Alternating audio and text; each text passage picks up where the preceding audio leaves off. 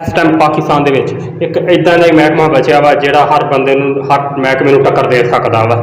रियासत नाल टक्कर लाउणी हर बंदे दा काम नहीं हैगा, लेकिन फिर भी कुछ हद तक वो रियासत नाल भी टक्कर ला लैंदा।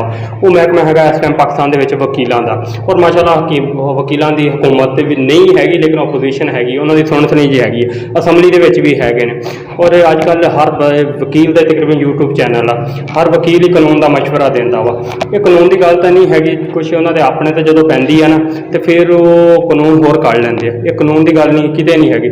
ये जो यूट्यूब चैनल पर आके भरा अच्छे अच्छे वकील गल करते हो, उन्होंने को यार मैं एक गल पूछना चाहना वा, अखलाकी तौर कानूनी तौर नहीं, क्योंकि मैं अज तक कभी कितना नेकी नहीं की, मैं आप क्योंकि नेकी का दौर नहीं हैगा। मैं एक दिन ना मोटरसाइकिल पर जा रहा था, एक मजदूर बंदा ना फाले का मरीज से, वो जरा तुरना वह मुश्किल होया सी, ਉਹਦੇ हत्थ 'ਚ फाइलों फूलों सी। मैं क्या यार इनू ना लिफ्ट दे ला, मैं उन्होंने लिफ्ट दे ली, मोटरसाइकिल के पीछे बिठा लिया। मैं उन्होंने पूछा यार कितने जाना, कहता यार अदालतों 'च जाना।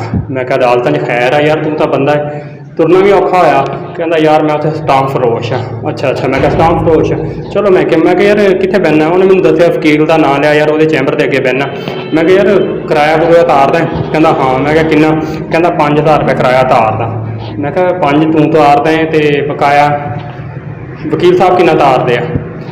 कहना यार जो मैं बैठा सी ना, उन्हें वकील ने चैंबर अगे बिठाया सी, मैंने टेबल लवाया सी, कहता अद्धा किराया तू तारी अद्धा मैं तारूँ। मैं क्या किन्ना 10,000, कहता नहीं वो चैंबर का किराया ही 5000 आ।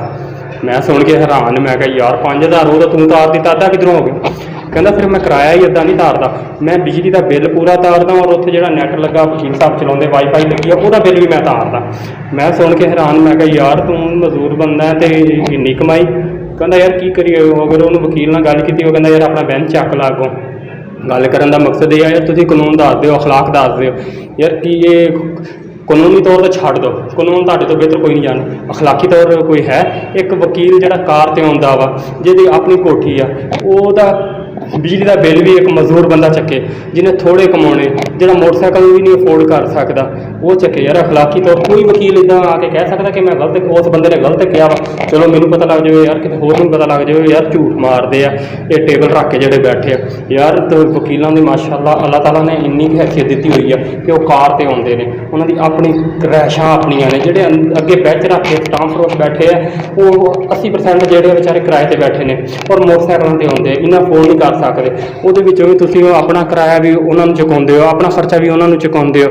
यार मेहरबानी करके ना चलो अद्धा किराया कोई फोर्ट जो नैट तक चलाते वो भी तुसीं उन्होंने कोलों भराते हो। यार फिर कानून दस, ये तो वही गल हो गई कि दूसरे को हाजी अपने हाजी कही जाना, दूसरे को बुरा कही जाना। तुसीं हर तरह का कानून दस दिओ। चलो यार किसी वीडियो किसी अगे जाए, मेरा भरा मैनू दसे कि वाह उसने सच किया वा, इदां ही हो रही है पाकिस्तान दे विच, या झूठ मारिया उस बंदे ने। चलो अगर सच क्या तो चलो अखलाकी तौर यार तुसीं अपने बिजली का बिल भी वो गरीब के स्टाम फरोश से पाते हो, इदा तो नहीं होना चाहिए। अगर वीडियो चंगी लगे तो शेयर।